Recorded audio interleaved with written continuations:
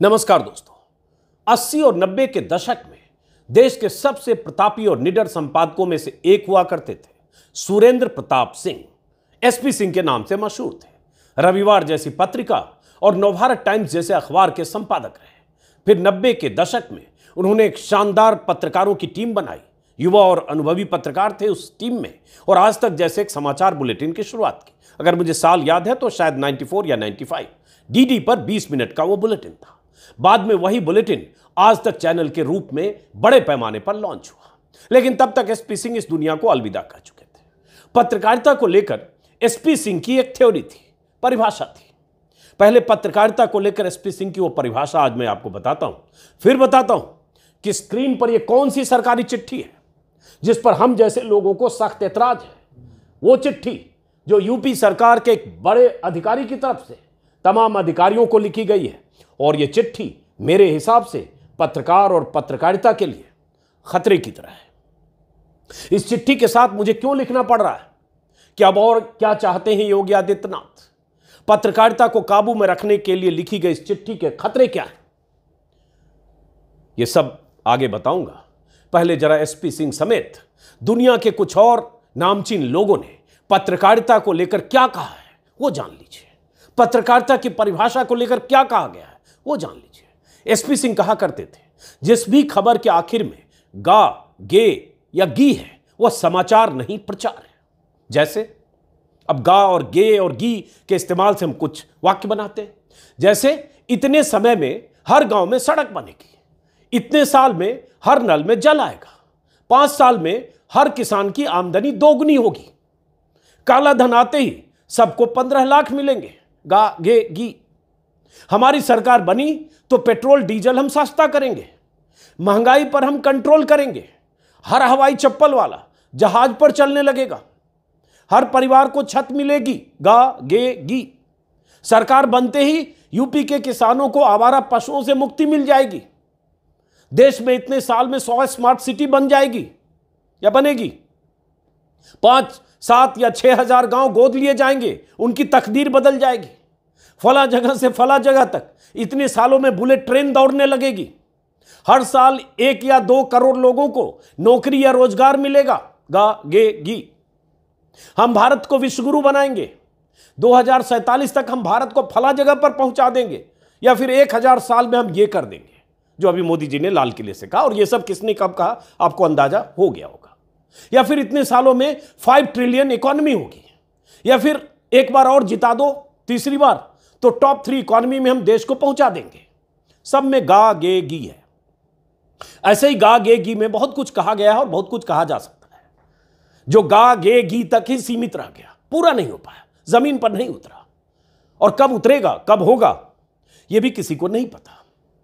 गा, गे, गी में कही गई बातें प्रचार थी।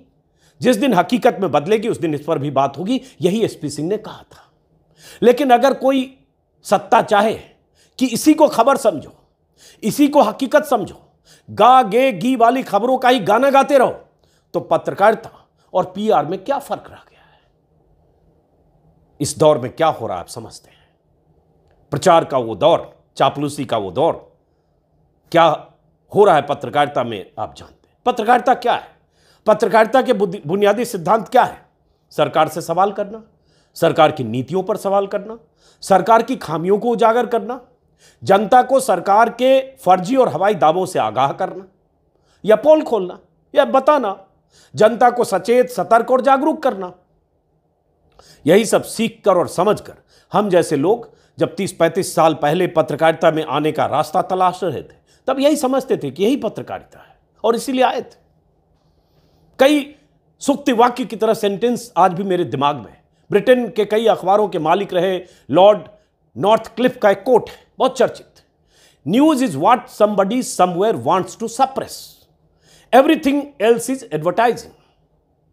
समाचार वह है जिसे कहीं कोई दबाने या छिपाने की कोशिश कर रहा है, बाकी सब विज्ञापन है। ये सब कोर्स में आज भी पढ़ाया जाता होगा। इसी तरह से जॉर्ज ऑरवेल की एक मशहूर लाइन है पत्रकारिता को लेकर, बहुत चर्चित, बहुत सारे लोगों ने सुना होगा। Journalism is printing something that someone doesn't want printed, everything else is public relations. इसका हिंदी में मतलब यह हुआ कि पत्रकारिता वो छापना और दिखाना है, वो बातें छापनी और दिखानी है जिसे सत्ता छापने और दिखाने से रोकना चाहता है। बाकी सब पीआर है, पब्लिक रिलेशन है। दशकों पहले वॉशिंगटन पोस्ट की पब्लिशर रही कैथरीन ग्राहम बहुत चर्चित हैं, अब इस दुनिया में नहीं है। उन्होंने भी पत्रकारिता की यही परिभाषा बताई थी और आज भी कई संस्थानों में, बड़े संस्थानों में यही परिभाषा किताबी है, बताई जाती है। News is anything anybody wants to suppress, everything else is public relations. मतलब वही हुआ कि जिसे दबाया या छिपाया जाए वो खबर है, बाकी सब पब्लिक रिलेशन है। अब आते हैं इस चिट्ठी पर, क्योंकि इतनी भूमिका मैंने बता दी। और सरकार क्या चाहती है? चिट्ठी है यूपी सरकार के एक आला हाकिम की तरफ से। हाकिम का नाम है संजय प्रसाद। जरा जूम इन करते हैं, यह चिट्ठी है, स्क्रीन पर शायद आप देख पा रहे हैं।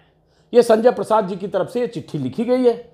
चिट्ठी लिखी गई है समस्त मंडलायुक्त, कमिश्नर और सभी जिलाधिकारी, 75 जिले हैं, सभी जिलाधिकारी को यह चिट्ठी संजय प्रसाद जी की तरफ से लिख दी गई है। 16 अगस्त की चिट्ठी है। चिट्ठी में लिखा गया है, कतिपय समाचार पत्रों द्वारा मीडिया संबंधी दिशा निर्देशों का सम्यक अनुपालन नहीं किए जाने के संबंध में कुछ समाचार पत्र मीडिया संबंधी दिशा निर्देशों का सम्यक अनुपालन नहीं कर रहे। मतलब सरकारी तंत्र, सरकार के हाकिम या सरकार ये चाहती है या चाहते हैं कि जो समाचार पत्र हैं उस दिशा निर्देशों का पालन करें, वो दिशा निर्देश जो सरकार की तरफ से, हाकिम की तरफ से जारी हो। और भी बहुत कुछ इस वीडियो में आपको बताने वाला हूं। तो इसमें लिखा क्या गया है? दैनिक समाचार पत्रों द्वारा मीडिया माध्यमों में प्रकाशित नकारात्मक समाचारों का संग्रहण सूचना विभाग द्वारा किया जाता है। नकारात्मक समाचारों का संग्रह किया जाता है। नकारात्मक समाचार क्या है भाई? सकारात्मक समाचार क्या है? पॉजिटिव खबर क्या है और निगेटिव खबर क्या है? और खबर कैसे पॉजिटिव हो सकती है सरकार के लिए? सरकार कौन सी खबर को पॉजिटिव मानती है? मैंने आज ही जैसे बहुत सारे अखबारों में कुछ दिन के विज्ञापन निकाले, ये सारी खबर है कि पॉजिटिव है क्या है देख लीजिए। ये योगी जी की तरफ से अखबारों में जो विज्ञापन दिए जाते हैं, कई बार ऐसे विज्ञापन होता है नीचे लिखा होता है मीडिया मार्केटिंग इनिशिएटिव, कि आपको पता भी नहीं चलेगा कि ये विज्ञापन है या खबर है। कई बार खबर की तरह विज्ञापन है, कई बार विज्ञापन की तरह खबर है। ये देखिए, सब में ये अमर उजाला है, अलग अलग मीडिया सोल्यूशन इनिशिएटिव, खिलाड़ियों को मिल रहा है प्रोत्साहन, मिल रही है सरकारी नौकरी, बेहतर कल के लिए हरित पहल, ये सारा तो क्या है, रोज तो छप रहा है। एक पन्ना, 2 पन्ना। रोजगार मेले में 2 करोड़ 60 लाख युवाओं को मिल गया रोजगार। अब ये चेक करने जाएं कि क्या 2 करोड़ 60 लाख लोगों को रोजगार मिल गया। यह अखबार में इन आंकड़ों को लेकर बहुत बार बात हो चुकी है और बहुत बार इन आंकड़ों की पोल खुल जाती है जब हकीकत इससे दूर होती है, हम सब जानते हैं। लेकिन ये जैसे विज्ञापन है, इसमें कहाँ स्कूल खुलेंगे, क्या होगा, कितने युवाओं को प्रशिक्षित किया गया, स्वरोजगार, दुनिया भर की चीजें ये विज्ञापन की शक्ल में अखबार में छपता है। तो ये इतना कुछ छपने के बाद क्या तसल्ली नहीं है कि अब समाचार में खबर की जगह भी यही चाहते हैं, ये विज्ञापन है। ये सब मैंने 2-4 दिन के अखबारों से निकाला जो योगी जी और मोदी जी के राज में लगातार छप रहा है। 1 करोड़ 75 लाख परिवारों को मुफ्त गैस कनेक्शन, हरित प्रदेश का संकल्प पूरा, इतने पौधे लगे, ये हुआ वो हुआ, दिस एंड दैट। ये रोज तो छप रहा है कि सपने पूरे हुए, रोज विज्ञापन छप रहा है। क्या ये कम पड़ रहा है कि अब योगी जी के जो कारिंदे हैं, अधिकारी हैं, हाकिम हैं, उनके निर्देश पर हो रहा होगा वो चिट्ठी जारी करें कि समाचार पत्रों में नकारात्मक खबरें? अरे भाई, मैंने आपको पत्रकारिता की परिभाषा बता दी। पत्रकारिता की परिभाषा तो यही है कि आपने जो ये दावे किए कितने लोगों को रोजगार मिल गया इस रोजगार मेले में, तो काम है चेक करना कि क्या मिला क्या और किस तरह का रोजगार। क्योंकि प्रधानमंत्री इस देश के पकौड़ा बेचने को भी रोजगार कह चुके हैं। जो पकौड़ा दशकों से बेचा जा रहा है, जब से मोदी जी नहीं थे तब भी बेचा जा रहा होगा, कहें तो जब वो पैदा नहीं हुए होंगे तब भी बेचा जा रहा होगा। लेकिन क्या इसको चेक करना, फैक्ट चेक करना, सरकार की नीतियों की जो खामियां हैं वो चेक करना, वो भी नकारात्मक होगी। और ऐसे दौर में जब तमाम मीडिया संस्थान ने सरेंडर कर दिया है, चापलूसी भरे इंटरव्यू हो रहे हैं योगी आदित्यनाथ के, अखबारों में पन्ने के पन्ने छपे हैं, सैकड़ों करोड़ का बजट है, अखबारों का मुंह सैकड़ों करोड़ के बजट से, विज्ञापन से भर दिया गया है। अखबारों की हिम्मत नहीं, वो तो गा गे गी में ही चल रहे हैं, गाना ही गा रहे हैं। तो अब ये सकारात्मक खबरें चाहते, सिर्फ सकारात्मक। बहरहाल आगे, इन नकारात्मक समाचारों से तथ्यों की त्वरित जांच करना आवश्यक है, क्योंकि इन समाचारों से शासन की छवि धूमिल हो रही है। ये चाहते हैं शासन की छवि ऐसे ही बने। ऐसे ही, मतलब खबर भी छपे तो ऐसे ही छपे कि यूपी में राम राज्य आ गया है, यूपी में गली गली में पानी है, बिजली है, हर आदमी के माथे पर छत है, किसानों की आमदनी दोगुनी है, हर घर में रोजगार है, रोजगार की बारिश हो रही है। जैसे ही कोई एडल्ट होता है, वयस्क होता है, तुरंत उसे अपॉइंटमेंट लेटर मिल जाता है या उसे लोन मिल जाता है, उसकी कोई दुकान खुल जाती है, कोई भी बेरोजगार नहीं है, सब कुछ चंगा है, राम राज्य, सतयुग आ चुका है, द्वापर है, जो भी मान लीजिए, यही चाहते हैं, इसी में आ गया। शासन की छवि धूमिल, अरे भाई यही पत्रकारिता है, आपकी छवि धूमिल हो चाहे ये हो, बल्कि आप उसके हिसाब से अपने को करेक्ट करिए। कबीर का दोहा है ना, निंदक नियरे राखिए आंगन कुटी छबाए। तो शासन का तो ये होना चाहिए कि आलोचना से और इस तरह की खबरों से को चेक करिए और समझिए कि यहां करेक्शन करने की क्या जरूरत है, बजाय इसके कि उन पर नियंत्रण करिए, उन पर काबू करिए और डराइए ऐसी चिट्ठियों से। इस चिट्ठियों का डर, ऐसी चिट्ठी का डर जब जिला अधिकारी और कमिश्नर को लिख दिया गया, तो जिले जिले में जो बहुत सारे स्ट्रिंगर हैं, रिपोर्टर हैं, स्थानीय रिपोर्टर हैं, जो बहुत शानदार काम कर रहे हैं, ऐसे ऐसे रिपोर्टर जिन्होंने मिड डे मील के खुलासे किए, पवन जायसवाल अब इस दुनिया में नहीं, उनकी गिरफ्तारी हो गई थी। बलिया में पेपर लीक कांड में 3 पत्रकारों को करीब करीब 1 महीने रखा गया। वेस्ट यूपी में शायद संभल की बात है, शायद एक पत्रकार ने एक बीजेपी के नेता से पूछ दिया कि आप गांव में सड़क जो वादे किए क्यों नहीं बनवाए, तो उस पत्रकार को गिरफ्तार कर लिया गया। ऐसी दुनिया भर की कहानियां, कितनी एफआईआर, कितनी कहानियां, उस विस्तार में जाऊंगा तो अभी 40 मिनट उसी पर बात हो सकती है। लेकिन उसके बाद आप इस तरह का फरमान इसलिए जारी करते ताकि डर जाए, ताकि लगे कि भैया खबर करने से पहले देखो सकारात्मक है कि नकारात्मक। उस दृष्टिगत मुझे यह कहने का निर्देश हुआ है कि ऐसी खबरों, ऐसे आर्टिकल को आईजीआरएस में दर्ज कराया जाएगा और मंडलायुक्तों, जिलाधिकारियों, विभागाध्यक्षों को प्रेषित कर कार्रवाई की अपेक्षा की जाएगी। अंतरिम रिपोर्ट को मान्य नहीं माना जाएगा। इसी में है नीचे, इसको भी आते हैं अभी नीचे, इसी में नीचे है, थोड़ा और जूम इन करते हैं। नीचे ये लिखा है, यदि यह संज्ञान में आता है कि किसी दैनिक समाचार पत्र मीडिया में घटना को तोड़ मरोड़ कर अथवा गलत तथ्यों का उल्लेख कर नकारात्मक समाचार प्रकाशित कर राज्य और सरकार और जिला प्रशासन की छवि धूमिल करने का प्रयास किया गया है, तो संबंधित जिलाधिकारी इस संबंध में संबंधित मीडिया पत्र के प्रबंधक को स्थिति स्पष्ट करने हेतु प्रेषित किया जाएगा, पत्र प्रेषित किया जाएगा। सूचना विभाग को भी पृष्ठांकित किया जाएगा। सूचना विभाग को पृष्ठांकित का तो एक तो मतलब ये हो गया कि भाई विज्ञापन वगैरह कुछ मिलता है तो नहीं मिलेगा। चिट्ठी लिखी गई है ये संजय प्रसाद जो प्रमुख सचिव हैं उनकी तरफ से, जो सभी जिलाधिकारियों को या जो कमिश्नर्स को। अब इसका मतलब ये हो गया, मैं पहली बात मैं ये कहूँगा कि अगर फेक न्यूज़ है, अगर फर्जी है, अगर खबर में कोई तथ्य नहीं है, अगर वाकई जानबूझकर फेक न्यूज़ किया जा रहा है, फर्जी खबर छापी जा रही, तो बात होनी चाहिए। लेकिन आप सकारात्मक शब्द पर मुझे दिक्कत है और नकारात्मक पर है कि नकारात्मक खबरों का क्या मतलब है। हम मानते हैं कि हर वो खबर जो खबर है वो सरकार के लिए नकारात्मक हो सकती है, क्योंकि आपने जितनी बातें कही, आपने कहा यूपी में क्राइम खत्म हो गया, आपने कहा यूपी में सब कुछ चंगा है, आपने कहा यूपी में जो आवारा पशुओं से किसानों को मुक्ति मिल गई। यह प्रधानमंत्री मोदी के भाषण है, जिस पर 3 बार मैंने वीडियो बनाया है। प्रधानमंत्री मोदी ने यूपी चुनाव के दौरान हरदोई, उन्नाव और एक जगह और शायद लखीमपुर खीरी में कहा था कि 10 मार्च को नतीजे आने दो, मेरे पास आइडिया है, उस आइडिया पर अमल करूंगा और आपको आवारा पशुओं से मुक्ति मिल जाएगी, बल्कि आप पैसे भी कमाने लगोगे आवारा पशुओं से। क्या हुआ भाई, 1.5 साल हो गए, मुक्ति मिल गई। अभी भी यूपी से खबर आती है जिले जिले से कि सांडों की चपेट में आकर या आवारा पशुओं की चपेट में आकर इसकी मौत हो गई, उसकी मौत हो गई, किसानों की मौत हो गई, रखवाली करते हैं, उनकी फसलें चट कर जाते हैं। कितनी बार इस पर कहानियां मैं कर चुका हूं, मीडिया में कहीं नहीं आता, कहीं कोई चैनल इस पर। यह बहुत बड़ा सवाल यूपी के किसानों के लिए आज भी। लेकिन क्या हुआ प्रधानमंत्री के उस दावे और वादे का जो कहकर आए?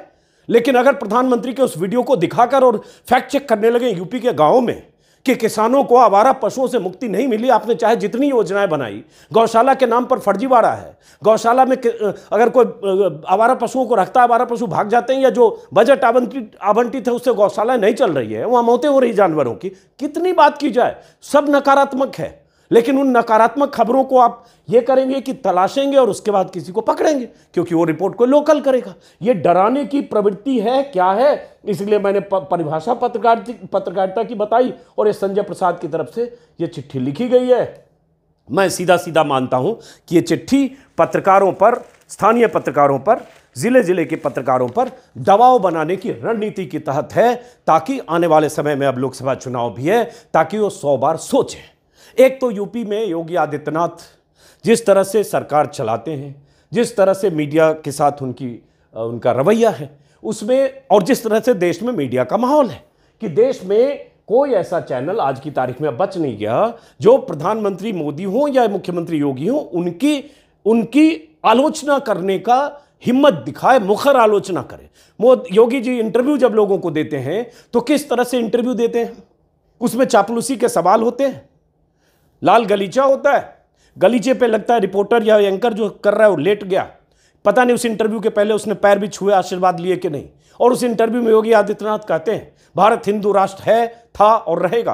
अरे भाई, आप संविधान की शपथ लेकर 2-2 बार मुख्यमंत्री बन गए, संविधान में लिखा है कि भारत हिंदू राष्ट्र है, भारत हिंदू राष्ट्र बनेगा, लेकिन आप कहते हैं और सामने वाला कोई चौधरी, कोई और, कोई देवगन, कोई चोपड़ा, कोई और सुनकर आ जाता है, कोई गोस्वामी, और आपसे काउंटर सवाल नहीं करता है, आपसे कहता नहीं है घेर कर कि योगी आदित्यनाथ जी ये गलत बयानी कर रहे हैं। आपसे 5 बार पूछा जाना चाहिए कि आपने शपथ संविधान की ली थी या किसी सावरकर के लेख पर या संघ की किसी मुखपत्र में छपे किसी लेख को पढ़कर आपने शपथ लेकर मुख्यमंत्री बने थे।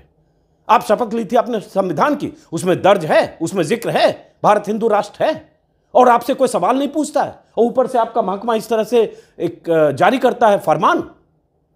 योगी आदित्यनाथ जी से तो मैं चाहता हूं, लोग मानते हैं कि बहुत 56 इंच का सीना तो इसे मोदी जी का है, योगी जी भी बड़े बुलंद हौसले वाले हैं। एक बार इंटरव्यू मैंने भी किया था, तब मैं इंडिया टीवी का एडिटर था, शायद 2017 के चुनाव के ठीक पहले। मैंने उसके बाद भी अभी 2022 के चुनाव के वक्त भी कई बार अपीलें की योगी जी से कि एक इंटरव्यू हमें भी दीजिए। मैं भी चाहता हूं इंटरव्यू करना, ट्विटर पर अपील किया, जाहिर है हमारा कोई कनेक्शन नहीं है, और उन्हें इंटरव्यू नहीं देना था, ना दिया, क्योंकि इंटरव्यू ऐसे लोगों को ही देना चाहते हैं जो इस तरह के सवाल पूछे, गुडी गुडी सा एकदम लेटते हुए। लेकिन मैं चाहता हूं वो इंटरव्यू का हिस्सा आज भी देखिए। क्या सवाल पूछना, तीखे सवाल पूछना, ये पत्रकारों की ड्यूटी नहीं है।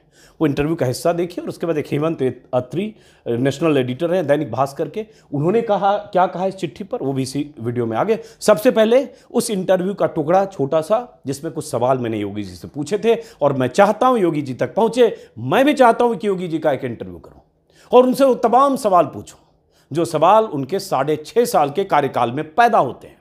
अब उसे वो नकारात्मक समझ सकते हैं, क्योंकि सकारात्मक पूछने का काम पीआर वाले, और उसके लिए आपके पास पीआर एजेंसी है, बड़े बड़े अधिकारी हैं, संजय प्रसाद हैं, वो शिशिर हैं जो सूचना आयुक्त हैं, बहुत सारे हैं, हजारों सैकड़ों करोड़ का बजट है, करिए पीआर ना। सुनिए जरा योगी जी ने मेरे इंटरव्यू में क्या कहा था, सुनिए। मैं ये जानना चाहता हूं कि आपके दिल में हिंदू रहते हैं, ये तो आपको कहने की जरूरत नहीं है, आप एक पीठ के महंत हैं और आपकी पूरी विरासत है, लेकिन इस दिल में कहीं मुसलमानों के लिए भी थोड़ी जगह है, सबका विकास, सबका साथ के तहत। देखिए आप, हम लोग जब विकास कर रहे हैं तो विकास में फिर जाति मत मजहब कहां से आ जाता है? कहां से आया मैं बताता हूं, मैं आपको मैं बताता हूं, सुन लीजिए कि गोरखपुर में अगर कोई मोहल्ला है, बाजार है जिसका नाम था मियां बाजार, आपने उसको कर दिया माया बाजार, करवा दिया। अली नगर कोई था, उसको करवा दिया आर्य नगर। उर्दू बाजार को कर दिया हिंदी बाजार। अब 2 दुकान वहां है, एक किसी रामलाल की है तो हिंदी बाजार है, एक सुलेमान की है तो उर्दू बाजार है। ये आपका गोरखपुर है जो आपने किया, इसलिए मैंने हमने पूछा तो कहा कि हमने किया है नहीं, हुमायूंपुर को हमने हनुमानपुर कर दिया है, इस्लामपुर को ईश्वरपुर कर दिया है, और भी करेंगे अभी, और भी बदलेंगे। जो हमारे अनुकूल होगा हम वो काम करेंगे, जिससे हमारी पहचान होगी उसको हम करेंगे, और कोई बुरा नहीं है ये। अगर नाम बदल दिया है, आपने मायावती जी को नहीं कहा जिन्होंने अकबरपुर को अम्बेडकर नगर कर दिया है, इसको भी तो बोलिए। आप कहिए कि मेरे दिल में सिर्फ हिंदू बसते हैं और मैं सबका साथ सबका विकास नहीं, हिंदू का साथ हिंदू का विकास, फिर सबका हटा दीजिए। फिर ये विकास, ये तो नामकरण हुए हैं। हम जब फर्टिलाइजर कारखाना खोलते हैं तो उससे सभी लोग लाभान्वित होते हैं, हम एम्स खोलते हैं तो उससे सभी लाभान्वित होते हैं, हम सड़क बनाते हैं तो सभी लोग उससे लाभान्वित होते हैं, हम गोरखपुर में वायु सेवा शुरू करते हैं तो सभी लोग उससे, केवल हिंदू ही थोड़े जाता है, मुसलमान भी उससे जाता है। एम्स बनेगा तो सभी लोगों का उपचार होगा। और यही नहीं, आप दूर की बात कर रहे हैं, आप जाइए गोरखनाथ मंदिर में जाइए पहले, और गोरखनाथ मंदिर के अन्य क्षेत्र में जाइए, जितना हिंदू भोजन नहीं पाता होगा उससे ज्यादा मुसलमान भोजन पाता है। गोरखनाथ मंदिर के चिकित्सालय में जाइए, जितने हिंदुओं का उपचार नहीं होता होगा उससे ज्यादा मुसलमान उससे लाभान्वित होता है। क्या बात कर रहे हैं? चलिए, नहीं कोई बात नहीं कर रहा हूं मैं, तो जो आपने किया उसी की आपको बता रहा हूं मैं, बात कहां कर रहा हूं मैं, तो तथ्य पे बात करो। एक मिनट आप, नहीं एक मिनट। अभी आपने कहा कि एम्स में सबका इलाज होगा, जाहिर होगा, वहां ऐसा कोई इंतजाम नहीं हो सकता। आखिर ये हम ही लोग तो करा रहे हैं, जाहिर है वहां ऐसा नहीं हो सकता कि दाढ़ी वाला देख कर उसको कहीं और भेज दिया जाए, टीका वाला वही मैं कह रहा हूं ना, तो वहां भेदभाव कहां है? लेकिन फिर ये लड़ाई क्यों ऐसी है कि मियां बाजार का नाम माया बाजार या उर्दू बाजार का नाम हिंदी बाजार, अली नगर को जिसका जो नाम है रहने दीजिए। क्यों रहने दे? नहीं, मैं जानना चाह रहा हूं इसका तर्क, मैं जानना चाह रहा हूं क्यों रहने दे, हम जानना चाह रहा हूं इसका तर्क। कोई तर्क ये है कि यह देश पहले वह माया बाजार था, औरंगजेब के समय मियां बाजार हो गया, हमने कहा नहीं इसको फिर से माया बाजार करो। इस्लामपुर नहीं था, पहले ईश्वरपुर था, इस्लामपुर जबरन कर दिया गया, हमने कहा फिर से ईश्वरपुर करो। तो ये जो हनुमानपुर था उसको हुमायूंपुर किया गया, फिर से हनुमानपुर किया गया। बहुत अच्छा, कोई बुरा नहीं किया। अगर तो किसी विदेशी आक्रांता के द्वारा एक मिनट किसी विदेशी आक्रांता के द्वारा किसी कालखंड में कुछ ऐसा कार्य किया गया है, उसको बदला जाना चाहिए। यह देश की सांस्कृतिक आजादी की लड़ाई भी है। सही बात है। तो आप ताजमहल का नाम राम महल कर सकते हैं, क्यों नहीं करेंगे? कर देंगे, बिल्कुल किया जाना चाहिए, आवश्यकता है तो किया जाना चाहिए। चलेगा तो जो मुमताज महल के लिए शाहजहां ने ताजमहल बनाया उसको जांच का विषय है, चर्चा करिए ना इस पर कभी खुले मंच पर। अच्छा, तो इसका मतलब जो भी पुरानी विरासत है, अगर कहीं लाल कोई विरासत नहीं, कुतुब मीनार जो देश के हित में होगा हमें वह कदम सख्ती के साथ उठाना चाहिए, बिना सोच, बिना लौंग लपेट के, बिना संकोच के। तो जो देश के हित में, देश की सुरक्षा के हित में है, आने वाली पीढ़ी के भविष्य के हित में हमें वो कदम उठाने में कोई संकोच नहीं करना चाहिए। तो योगी जी आप ये मानते हैं, आप थोड़ा गुस्से में हैं, तो मैं कोई गुस्सा नहीं हूं, मैं आपको बता रहा हूं। मैं ये कह रहा हूं कि इसका मतलब हुआ कि आप देश के हित में मतलब मानते हैं, जो 20-22% मुस्लिम आबादी है वो देश हित के खिलाफ है, उनको हाशिए पर रखकर आप अपना देश, अपनी दुनिया। आप कभी गोरखपुर आएंगे ना, वहां मुसलमान जब पीड़ित होता है तो वह कहीं और नहीं जाता, वो मेरे पास ही आता है, कहता साहब देखो फलाना गुंडा उसके पास कोई विकल्प परेशान कर रहा है। और उत्तर प्रदेश सरकार से भी जो पीड़ित होता है तो भी मेरे पास ही आता है, कहीं और नहीं जाता है। अकेले सांसद हूं जो 2, 3, 4 घंटे पब्लिक के लिए खुले उसमें बैठता हूं, कोई सुरक्षा नहीं, कोई तामझाम नहीं, कोई भी आए अपनी बात कहें, और फिर अगर बातचीत से मानेंगे ठीक, नहीं तो आंदोलन का रास्ता वहां तय होता है। हर एक व्यक्ति की सुरक्षा और हर एक व्यक्ति का विकास आपको देखना गोरखपुर में जाकर के देखिए। एक बार इसको ये बोलेंगे, हर एक व्यक्ति मतलब हिंदू हो या मुसलमान, क्या बात करते हैं? जो भारत का नागरिक है, जो भारत का नागरिक है वो हमारा नागरिक है, उसमें जाति मत और पंथ कहां की बात आती है? जब अरे मैं सनातन हिंदू धर्म का उपासक बदलना चाहते हैं, सनातन हिंदू धर्म का उपासक हूं, सर्वे भवन्तु सुखिनः सर्वे सन्तु निरामया की बात करता हूं। मैं किसी मत और मजहब का विरोधी नहीं, लेकिन जो भारत का विरोधी है मैं उसका विरोधी हूं सर, वो कोई भी हो मैं उसका विरोधी हूं। तो मैं तो चाहता हूं कि ऐसे ही मैं योगी आदित्यनाथ से एक बार और इंटरव्यू करूं, और इसी वीडियो के जरिए उनसे अपील कर रहा हूं, उनके जो अधिकारी हैं संजय प्रसाद जी प्रमुख सचिव, और जो शिशिर हैं सूचना आयुक्त, और उनके आसपास जितने खास लोग हैं, मेरा भी उन तक मेरी अर्जी पहुंचाएं कि मैं इंटरव्यू करना चाहता हूं। अब बात आती है जो मैंने कहा, हेमंत अत्री एक नेशनल एडिटर रहे भास्कर के और सीनियर जर्नलिस्ट, उन्होंने क्या कहा इस चिट्ठी पर, उनकी राय भी सुनिए। पत्र उत्तर प्रदेश शासन के प्रमुख सचिव ने जारी किया है। इस संदर्भ में ना तो ये पत्र पहला है और ना ये आखिरी है। एक चीज जरूर है कि राज्य सरकारों की और उनके प्रशासन की क्या मानसिकता है मीडिया के प्रति, वो इस पत्र से परिलक्षित होती है। देखिए, पब्लिक रिलेशन डिपार्टमेंट का काम क्या है? मीडिया को फैसिलिटेट करना, उनको उनके काम में मदद करना, ना कि निगरानी स्टेट बनाना। इस पत्र में जो परिभाषा है, इस पत्र के अंदर जो भाषा है और उसका जो कंटेंट है, वो एक बात बड़ा साफ कहता है कि सरकार का नजरिया मीडिया के जरिए आईना देखने का नहीं है, मीडिया में सकारात्मकता और नकारात्मकता ढूंढने का। मीडिया का काम क्या है? मीडिया का काम है सरकार को जो भी ग्रास रूट पे हो रहा है उसको तथ्यपरक तरीके से सारी की सारी सूचनाएं जैसी हैं जहां है के आधार पर दे देना। ये देखना और ये नजरिया सरकार का काम है कि वो उसको सकारात्मक देखे या नकारात्मक देखे। जहां तक खबरों का सवाल है, खबर कभी भी सकारात्मक और नकारात्मक नहीं होती, वो देखने वाले के कंप्लीटली नजरिए पे डिपेंड करता है कि वो उस खबर को देखता कैसे है, वो उसके जरिए अपनी व्यवस्था में सुधार करना चाहता है या मीडिया की बोलती बंद करना चाहता है। पिछले कुछ वक्फे में अगर आप 10-12 साल का वक्फा देखेंगे, वो कोई सरकार हो कोई पार्टी हो, सभी का प्रयास एक है कि मीडिया को कैसे टेम कर ले अपने हिसाब से, ताकि कोई भी नकारात्मकता जाए ही ना और उनकी वोट बैंक की जो पॉलिटिक्स है वो कायम रहे। ये एक दुर्भाग्यपूर्ण स्थिति है और ये केवल उत्तर प्रदेश में हो गया वैसा पत्र ये नहीं है। आपको याद होगा 3-4 साल पहले हरियाणा सरकार में भी एक ऐसा ही पत्र जारी हुआ था और अब तो बात इससे आगे बढ़ गई है। देखिए, मीडिया को टेम करने के जो प्रयास है वो आज से नहीं चल रहे, वो लगातार चल रहे हैं और पब्लिक रिलेशन डिपार्टमेंट की हर मीटिंग में यही सब एजेंडा रहता है कि कौन क्या करता है, कैसे करता है, नहीं करता है, कैसे करना चाहिए। लेकिन ये दुर्भाग्य की बात यह है कि ये चीजें अब लिखित में जारी होने लगी हैं। इसका मतलब जो एक आईना था सरकार जो देखना चाहती थी वो बड़ी निर्लजता के साथ वो ये है कि नहीं, हम जो चाहेंगे वही होगा, उसके अलावा कुछ नहीं होगा। ये पूरे देश का फिनोमिना है, यहां का नहीं है।